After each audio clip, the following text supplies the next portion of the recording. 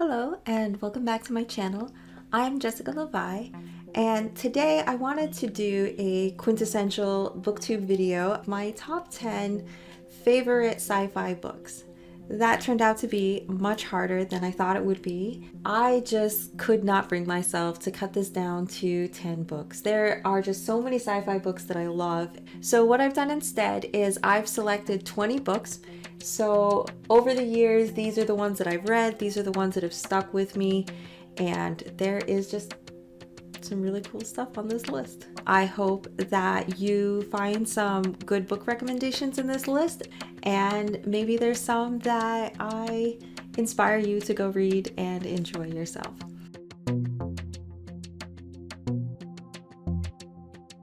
So to begin with, coming in at number 20, I will go with C.S. Lewis's Space Trilogy. I have very mixed feelings about this series, but it is one that has stuck with me.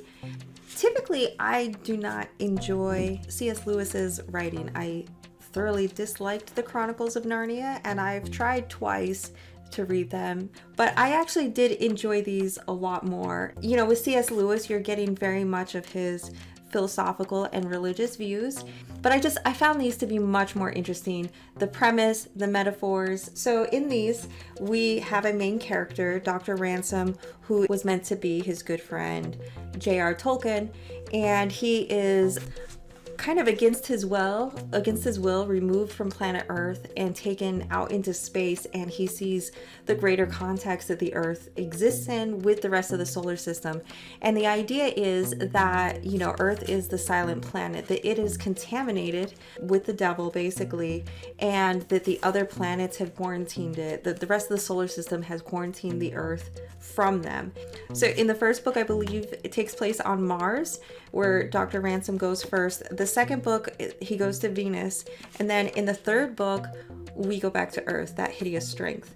I found these books really interesting. He's writing to make very specific points, one of which is like the evils and the danger of science or scientists. I feel like he made some very compelling arguments from the opposite position that he took, which I found really interesting. So I feel like even though I disagreed with a lot of his points in this series, I think it was really interesting and really thought-provoking, and even the ways in which I disagreed with it, I had a lot of fun thinking about and exploring.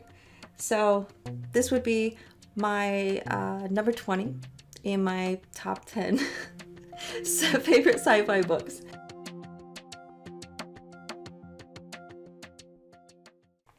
So for number 19, this one's kind of a bit of an odd choice, I think, but I went ahead and chose Flatland.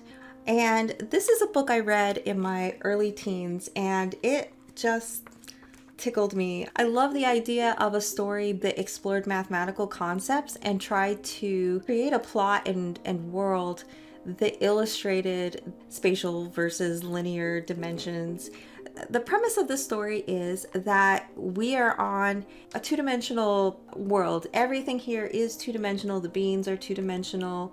A lot of the story is just meant to be a way to illustrate what it would be like for two-dimensional beings, what their conception of three dimensions would be. If a three-dimensional object or a three-dimensional being were to interact with a two-dimensional plane, what would that look like? I found that thought exercise extremely interesting. I will say though that this book really is heavy on the abstract and the ideas, which, you know, it is a story based on trying to create a metaphor for what it is like for us as three-dimensional beings to perceive the fourth dimension. This book has stuck with me over the years, and it is just one that I think about a lot and just really loved the idea of. Okay, so for number 18, this was a book I read when I was maybe 12 or 13 years old, and the book is Madness Season by C.S. Friedman. I just remember being so enthralled with this book, so fascinated by it. Basically, the Earth has been conquered by this alien race, the Tyr, who operate like a hive, and our main character is actually a very old being. I'm trying to think. I don't want to spoil anything, but it's been so long since I read it. But he is in some ways, a supernatural being. And he has done his best to hide on Earth from the Tyr, from being, singled out as being dangerous or different, because the Tyr will take anyone that is especially creative or especially intelligent and take them off the planet, and nobody knows what happens to them. So he has done his best to remain as average and blend in as possible. And the story basically begins when he is discovered and his journey to try and survive what happens after that. And also the Tyr I found incredibly fascinating, especially some of the main characters, the way they were written. I don't want to talk about it too much because I don't want to spoil anything. And C.S. Friedman is a really good writer. I have enjoyed so many of her books, and this is probably, of all of them, my favorite that has stuck with me the longest. So I highly recommend this book.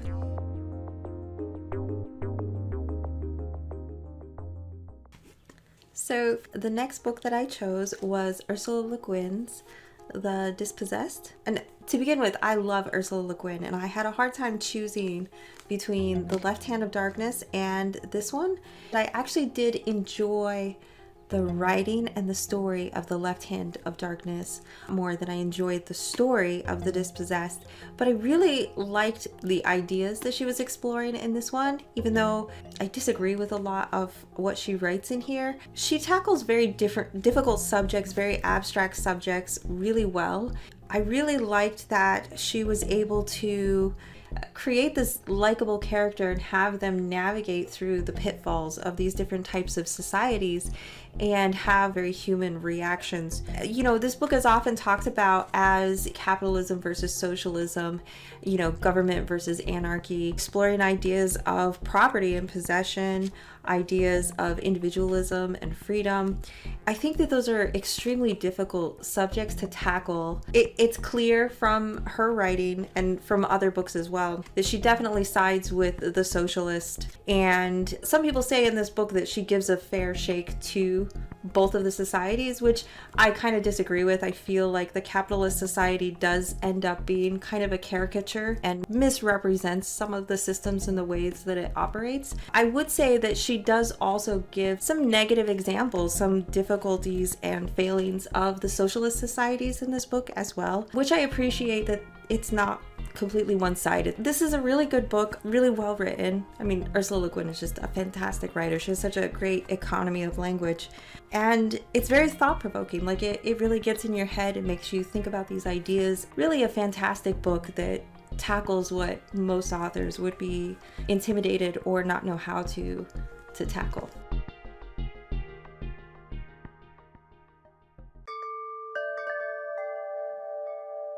So you might be wondering why things suddenly look different than they did 3 seconds ago. Or maybe you didn't even notice. Maybe I should have just kept going. The truth is, it's been a day since that last clip 3 seconds ago. And yesterday conspired against me making that video.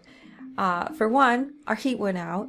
And then secondly, my microphone randomly stopped working while I was recording, and so I have about 10 books worth of video of me talking silently to the camera about my favorite books. So yeah, it's a process. I'm still learning, but one way or another, we're gonna make this video. We're going to talk about these awesome books, and it'll be great.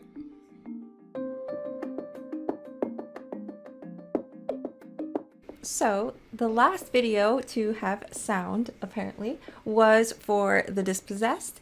And so we are picking up with Alastair Reynolds' House of Suns. This is the first book I've ever read by this author. It was a book that was talked about a lot on the Media Death Cult channel, as well as in the Discord group. When people were recommending, people that were new to Alastair Reynolds, which book to start with, this is the one that kept getting recommended, House of Suns. And they were absolutely right. I loved this book. It was so fun. And in fact, of all the books on my favorites list, this is the newest. A lot of the other ones have been favorites for years. So this one broke into a very close circle.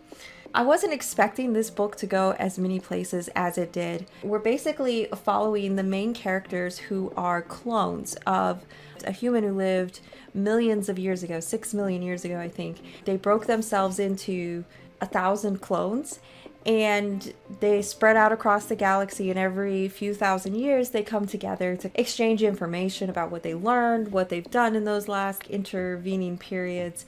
They become like these architects of civilizations and planets and watch civilizations come and go. Our main characters are 2 of those clones. They have, against the taboo against it, they have kind of bonded and fallen in love with each other. And the story really picks up when they are supposed to get back to one of these meetups every few thousand years. You know, they're kind of dragging their feet, knowing that there's going to be troubles because of their relationship and because of their kind of unconventional ways of doing things. And then, yeah, we are just taken on a wild ride as they end up in these situations that are just so much bigger than what they thought their problems were.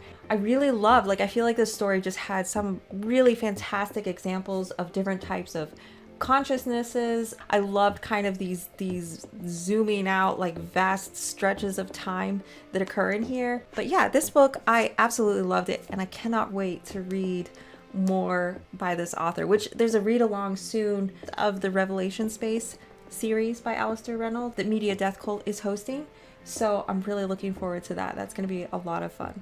But yeah, this one was fantastic.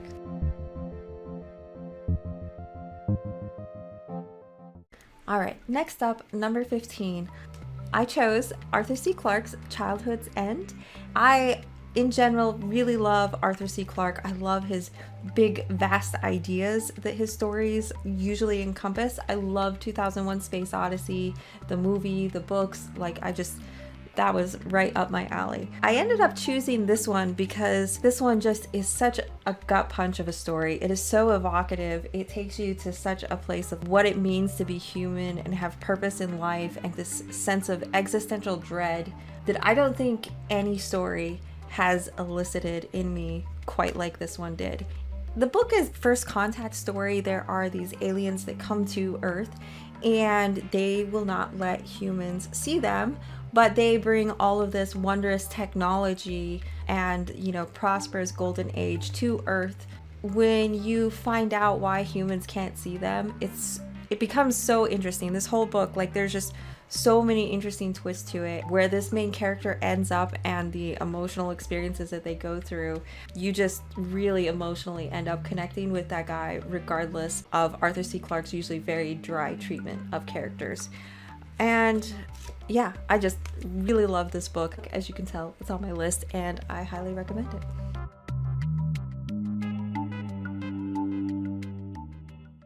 Okay, so next up on the list, number 14, we have Count to a Trillion by John C. Wright. I had so much fun reading this book. I picked it up not knowing what I was getting myself into. I sometimes like to just grab a book that looks cool and dive in blind. This story just had so many interesting little gems and twists and turns, ideas that just really intrigued by. The story is basically about our main character is a mathematical genius, and he ends up being recruited to go on this interstellar mission to an alien artifact that they've discovered. But when they get to the artifact, it is so beyond human comprehension that they can't understand it, they can't interact with it. And so he impulsively injects himself with this experimental drug that is designed to drastically increase his already formidable intelligence. Instead, he ends up going insane. The story picks up much later in time. When he comes to, he finds himself in a new world. The Earth has been transformed in all of these different ways, and we follow him as he tries to figure out what has happened in this intervening time period, and then this bigger and bigger plot that builds from those things that have happened. And it was so interesting and so fun. It painted a picture of what would the Earth look like if energy was no longer a scarce resource, if it was virtually unlimited. Yeah, this book was unexpectedly a lot of fun and just really creative. Count to a Trillion by John C. Wright.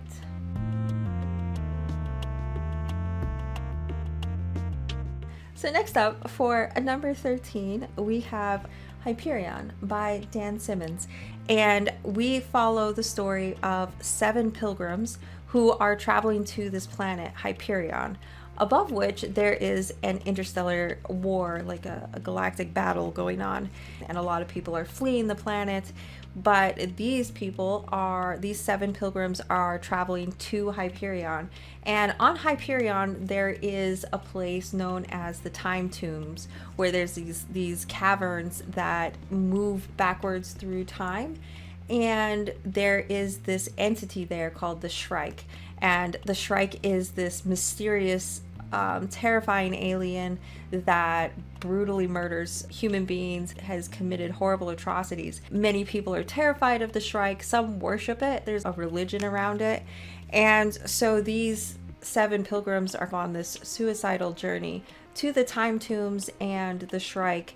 Through the story, we're exposed to each of their different histories and the reasons that they personally are traveling to Hyperion. It becomes just such a compelling, interesting story. You become so attached to all of the different characters for different reasons and the ways that they play off of each other and interact with each other. And this book is just so complex and so interesting, but also so character driven, and just really draws you into each of their worlds, and you really empathize with their situations. Anyways, Hyperion by Dan Simmons.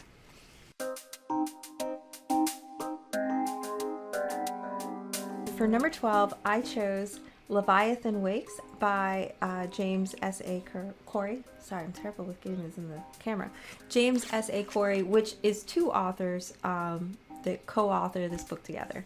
And this is the book that the Expanse series is based off. I love this series so much. And I know it's hit or miss. Some people love it, some people not for them, but I had so much fun with these books. I tore through them. I've read every single one and I couldn't put them down. I think that this is just such a fantastic representation of what our solar system could look like if human beings branch out and colonize Mars or set up colonies on moons throughout the solar system. It just creates such a believable dynamic of these different cultures, these different governments, and how they would interact with each other. So the main characters of this story, a tight-knit crew of the ship Rocinante, who have come together from very disparate backgrounds. You know, some are from Earth, some are from Mars, some are Belters, but they're kind of thrown into this situation that's so much larger than them, of, you know, these interplanetary conflicts, as well as humanity discovering this alien goo, this proto-molecule that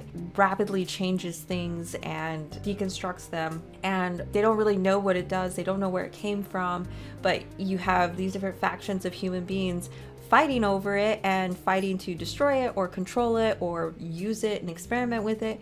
And so characters in the story are trying to make moral choices and try to do what they think, you know, they could possibly do to help the human race. It's so fascinating. And I picked this as like the book because it's the first book in the series, but I feel like every book in the series took me somewhere new. It built on the premises and the conclusions of the last book, and every book just had these really surprising building upon the past stories and leveling things up in a way that was just really fascinating. And there's just so many good characters in this series. I know a lot, like, I'm always surprised when people say they don't like this series, but I love this series. I just couldn't get enough of it. So yeah.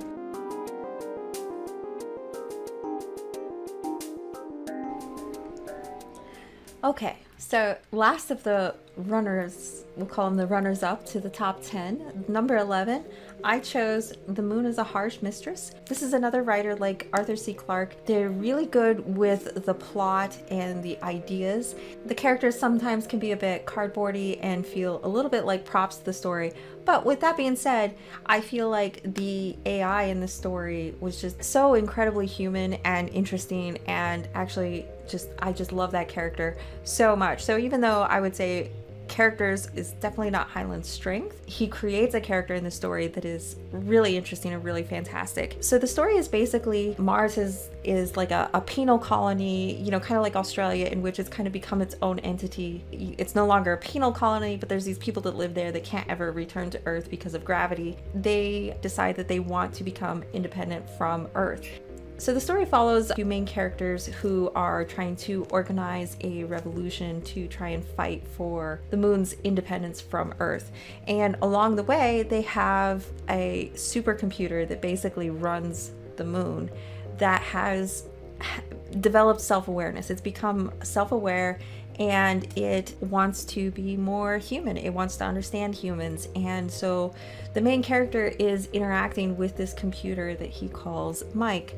Mike ends up joining their rebellion and hoping to fight for the moon's independence with them. I thought that this was really interesting as far as the artificial intelligence goes, but I also think it's interesting because it's one of the few sci-fi fantasy stories in which a libertarian or a capitalist society is presented in a positive light rather than a negative one. I think it's kind of just a staple of sci-fi, you know, is that capitalism is terrible. There's no redeeming values to it. And as someone who is really interested in economics and has read a lot of stuff about Austrian economics, I do appreciate seeing some ideas that kind of break the mold on that popular position. Even though it's an older read, I still appreciate the fact that it has a different viewpoint and a different vantage point of those subjects. But yeah, the moon is a harsh mistress.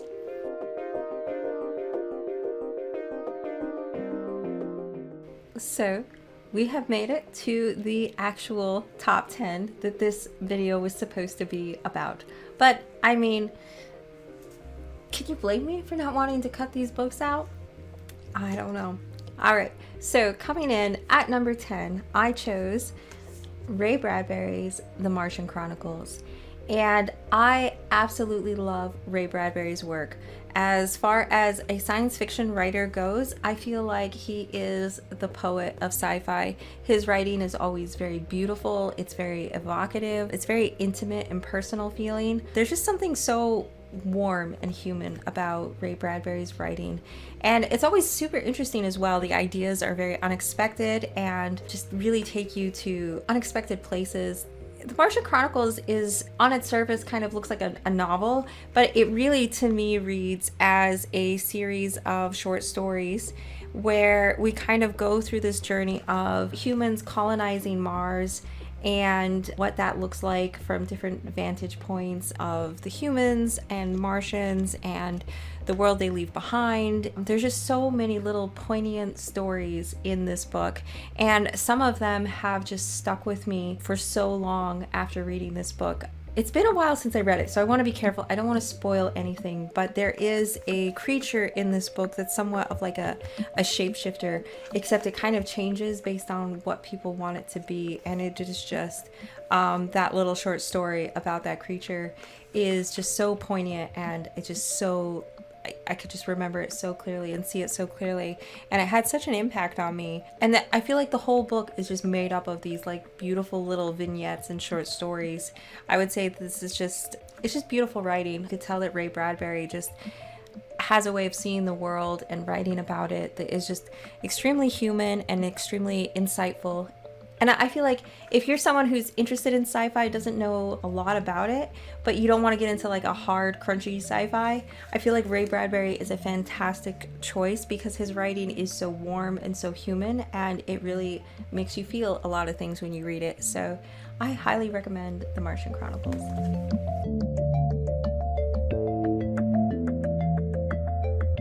For number 9, I chose Roadside Picnic. This is one that I recently reread. I read it many years ago, and I reread it recently when I got this nice copy of it. This is just such a fantastic story that has just stuck with me over the years.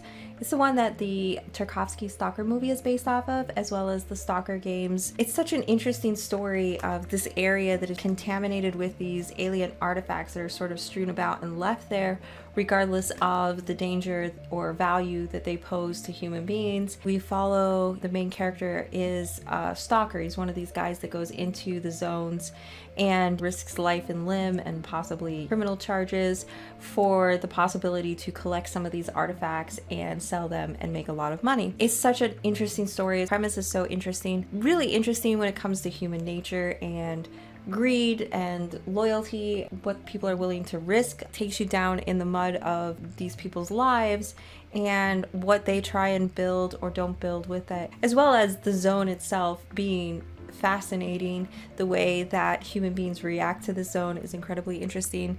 Yeah, also the ending. Whew. Yeah, this story is also really powerful to me because of its history, how difficult it was for the writers to put it out in Russia during, I want to say the 60s or the 70s that they wrote it. The levels of censorship and government oversight to try and take the edges off of the story. I just find it so encouraging to see that they eventually were able to get the story as they wrote it out to the world and for people to enjoy it in its true form. I actually have another book by them that I just bought, The Ugly Swan. This is the only book I've ever read by them, so I'm excited to read the new book so I can see if I like it as much as their very infamous classic Roadside Picnic.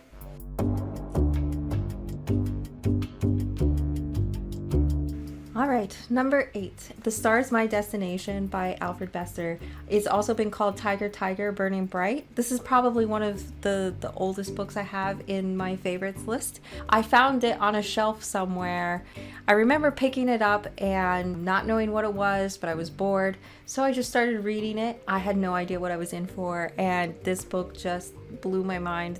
I think this is probably one of the books I could credit with me loving sci-fi so much at such a young age. The scope of it, the way that it keeps zooming out and the bigger that it gets. On its surface, this is a revenge story. The main character is this brute who was left on a derelict spaceship to die, and against all odds he manages to survive and is determined to get revenge on the people he holds responsible for leaving him to die. What he becomes in that process is just incredible. Just everything I love about sci-fi, the zooming out into like greater scales of reality, of consciousness. His Demolished Man book was also incredible. I think the only reason that The Star's My Destination made it to the top 8 rather than The Demolished Man is because I was determined to only have one book by each author, and this one was just so instrumental to me learning to love sci-fi at a young age. The Demolished Man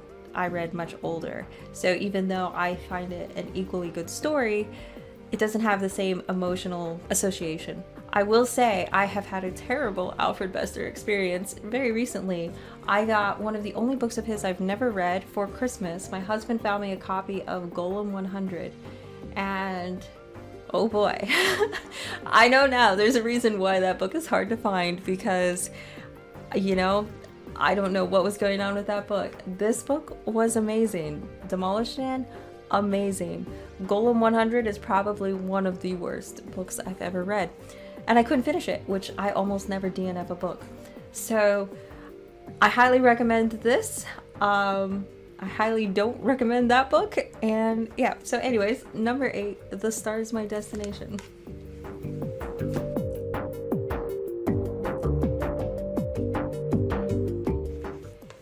Coming in at number 7, we have Annihilation. I loved this book. I mean, it's on my top 10, so of course I loved it. So I watched the movie first, not really thinking about whether it was a book or not. And I really enjoyed the movie. I thought it was incredibly interesting. I was really intrigued by the premise of it. I thought that it was just well written.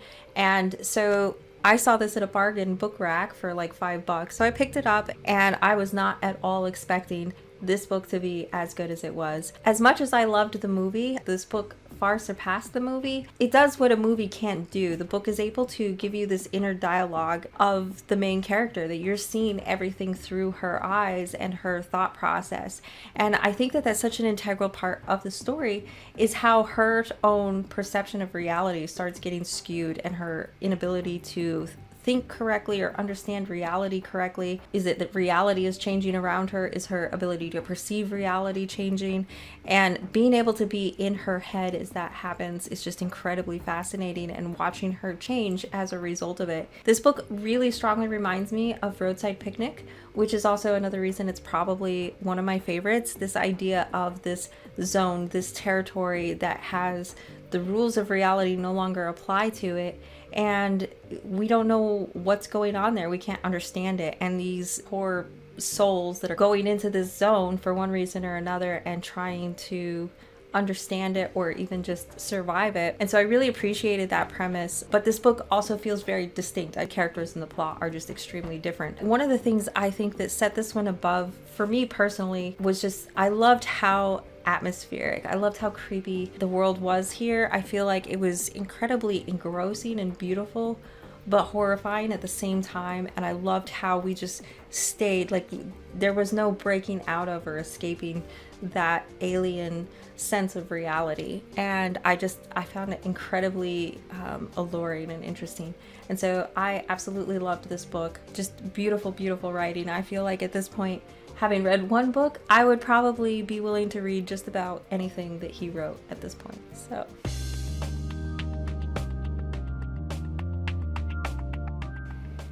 okay, number 6, I chose More Than Human by Theodore Sturgeon.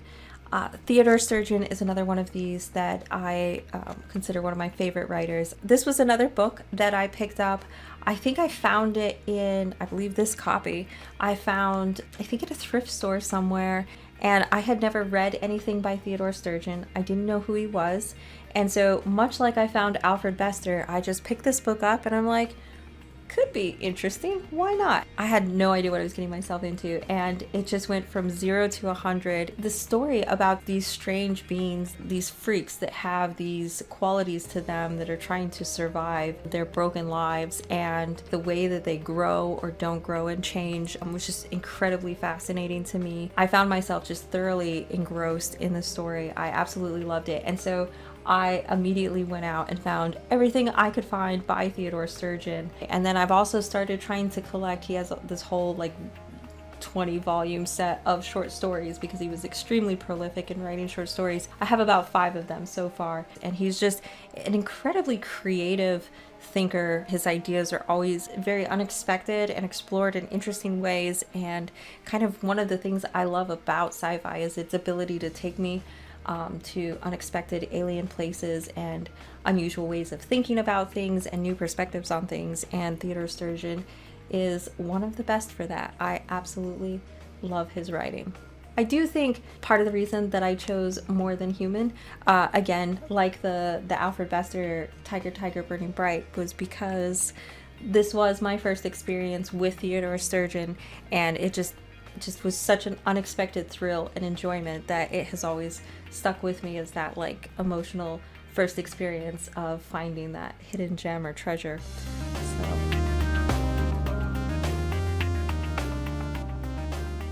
my next choice for number 5, I think, is a little controversial. It is a book that is often disparaged and a lot of people do not think highly of it, but I absolutely loved. I read this as a teenager and I found it incredibly fascinating. So for number 5, I chose Grimus by Salman Rushdie. And Salman Rushdie is another one of these writers I just can't get enough of. I absolutely love his work. I can't think of a single book I've ever read by him that I didn't really, really love. So the story is basically, the main character is a Native American named Flapping Eagle who has gained immortality, travels the world for 777 years, 7 days, 7 hours, 7 minutes, until he becomes so bored of the world around him that he decides to travel to this floating island where he believes that his immortal sister may have gone. And he's going looking for her. So he travels, I believe falls through a hole in the Mediterranean Sea and travels to this island. And what he finds there are these people who, are immortal, but not at all what he was expecting. and his journey from there. It's one of these books that goes beyond genre. It's magical realism. In some ways, it's founded in mythology. It's an incredibly interesting combination of all of these different literary and historical pieces thrown together and recombined in an unexpected way. And a lot of people hate this book. A lot of people did not enjoy it. I have a hard time imagining that because I had so much fun reading it. I felt like I was just on this incredible adventure. But I remember when I was reading this book just being filled with a sense of wonder and intrigue. It has stuck with me, and I feel like Salman Rushdie is one of those writers where it really doesn't matter what you pick up. Like it's going to be good. It's going to be extremely imaginative, extremely high quality. The writing is always very beautiful. There's a reason that Salman Rushdie is considered, a master of his craft. Even though this was his debut book, I feel like this story really showcased who he was going to become as a writer. There's so much imagination, there's so much beautiful writing, there's so many just interesting ideas, and just pulling from so much literary history and finding ways to make it new and interesting again, that I really love this book. And though, again, it's a strange choice for a sci-fi favorites list, this book was, when it was first published, despite being met with tons of derision from the critics, that it was nominated for a sci-fi award that was turned down because they didn't want to market the book as sci-fi. Just fantastic, fantastic writers. Love them.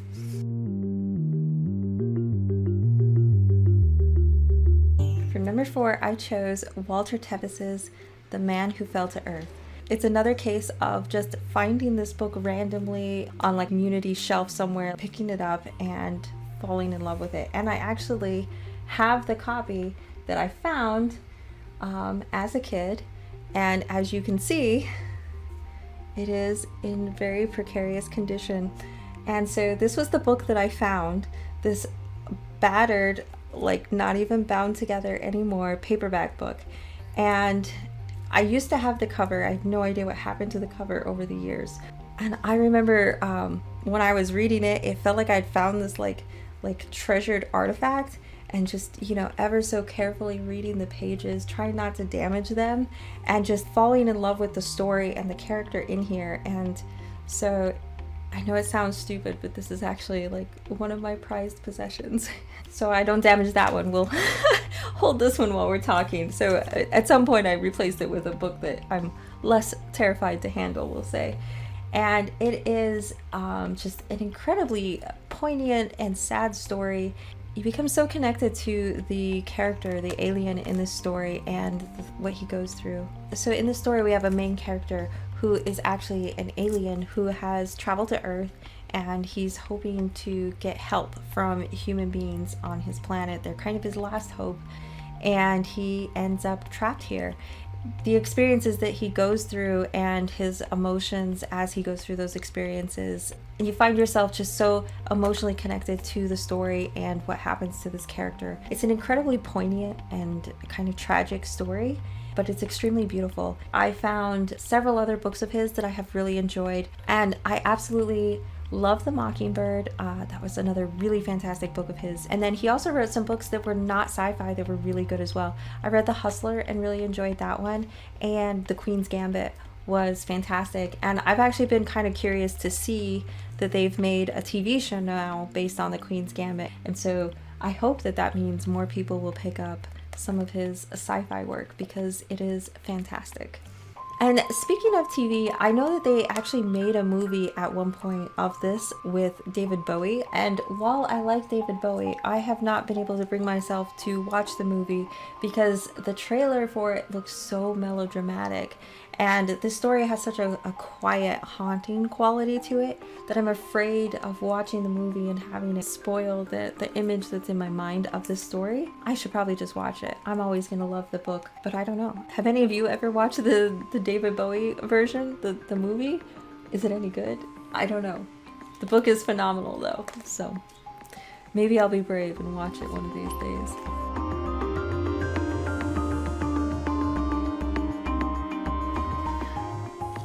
Okay, number 3, I chose, oh my gosh, that sun.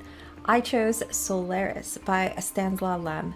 This is just another one of these incredibly beautiful sci-fi stories. I absolutely loved it. It has just stuck with me as an incredibly haunting and beautiful sci-fi story. I've ended up watching the movies and absolutely love them. So Solaris is a story about a psychologist who has to travel to a space station that is orbiting a planet. And everyone on the space station has kind of gone crazy, and he needs to travel there and figure out why. And so when he gets there, he's trying to figure out what happened and what went wrong. And he starts having symptoms himself and starts experiencing this kind of fracturing of reality. And as he's trying to figure out what's happened and why this is happening, he's also being confronted by visions of his dead wife who had committed suicide many years ago, and the emotional turmoil that all of that brings back for him, and that the wife in the story also is going through. It's all of the things I love about sci-fi. We have human beings and this other type of entity coming in contact with each other for the first time, and what that looks like and how alien they are to each other. And then also how human the characters in here, especially the main character and his wife, are. It's just an incredibly moving and human story. Great example of take the alien and use it to confront the human. You get this beautiful kind of silhouette, or this new light that's shining on what it means to be human. I found this to be one of the most beautiful and impactful stories that I've ever read, and it has stayed with me all the years since I've read it. It is one that every time I'm reminded of it, I just kind of get transported back into that story, and it raises so many questions. It leaves you so curious about the different questions that are raised in the story. Just extremely mysterious, but also very enlightening in some ways. I just think it is just a beautiful, poignant story, and I absolutely love it.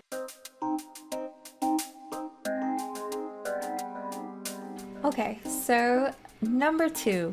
I feel like number 2 will come as no surprise to anyone who is a sci-fi aficionado. For number 2, I chose Dune by Frank Herbert, and yes, I have this beautiful special edition my husband got me for my birthday one year. This is another one of these books that I read in my early teens and absolutely love. I rarely reread books, but this book I have read 3 or 4 times now. I love the world, I love the characters, I love the plot. Because I read this book when I was younger, I ended up very much identifying with the main character, Paul Atreides, because the story is essentially a coming of age story. This boy who is forced to grow up far faster than he should have and to overcome incredibly difficult situation. And there were so many characters in this book that I absolutely love, from Jessica, who chose to raise him in the Bene Gesserit teachings despite the fact that he was a boy, to the Duke, his father. So many interesting characters that all felt, very nuanced. This is a book that everyone always hears everyone tell them how great it is. I think there's a reason for that. It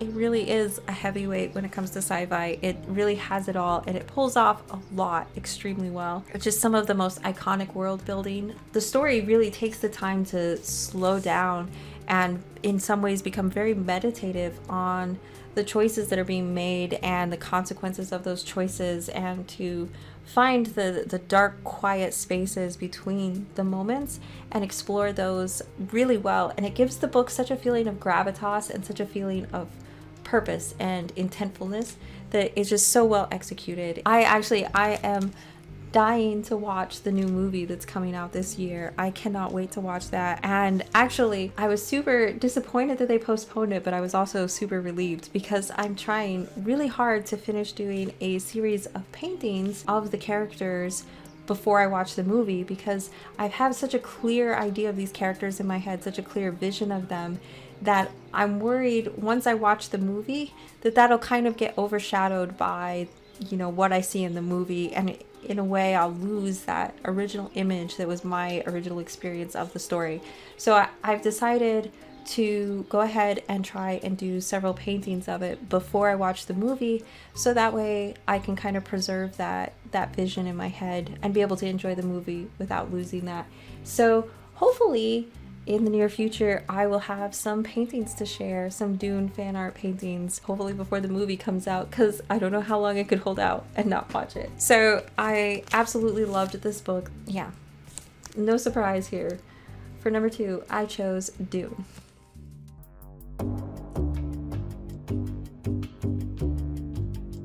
Okay, so for number 1, you are probably wondering, what book gave Dune a run for its money? What book dethroned Dune from the number 1 spot? And that book would be Octavia Butler's Lilith's Brood. I don't even know where to begin.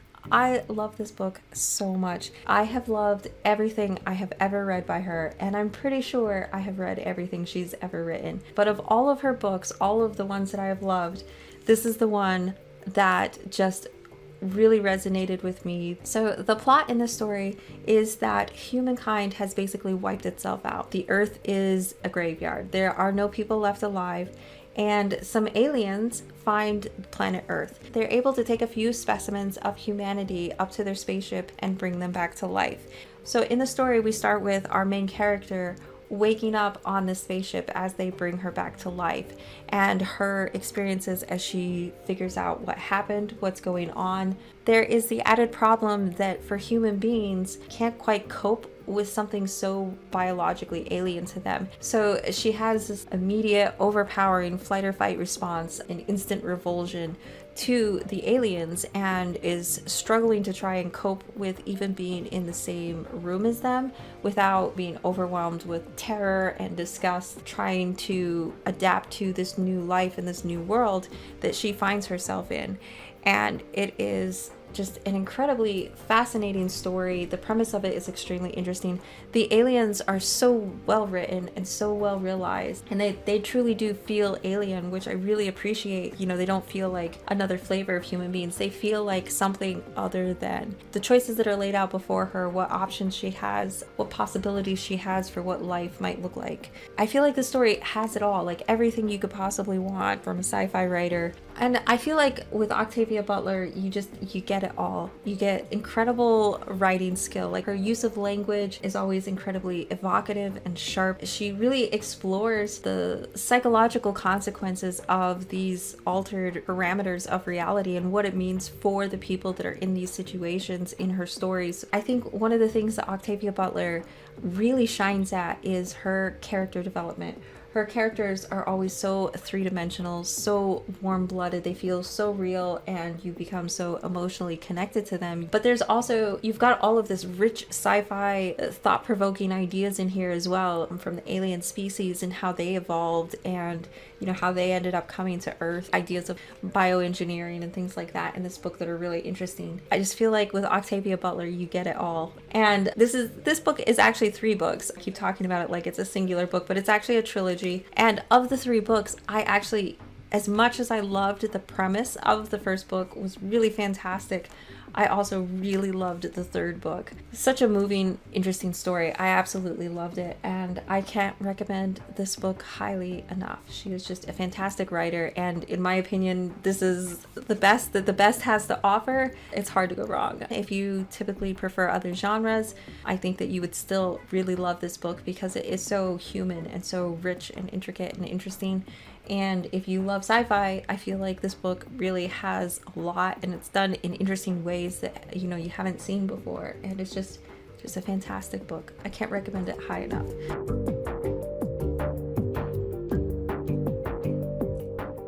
So there you have it. That was my top 10 or 20 sci-fi books. These are the books that I absolutely love. These are the books that have made an impact on me, the books that have stuck with me over the years, that I often think about and go back to. I hope that there were some books on the list that are new to you that you can go enjoy reading. I hope that you love them as much as I did. And if you have read these books, if any of them are on your favorites list, I'd love to hear about it. Or if, as hard as it is for me to imagine, you hated any of them. I know that taste is very subjective. I love talking about these books, and I'd love to hear what you think of them. Thank you so much for joining me and watching my video. I hope you had fun, and I will see you in the next video. Bye-bye.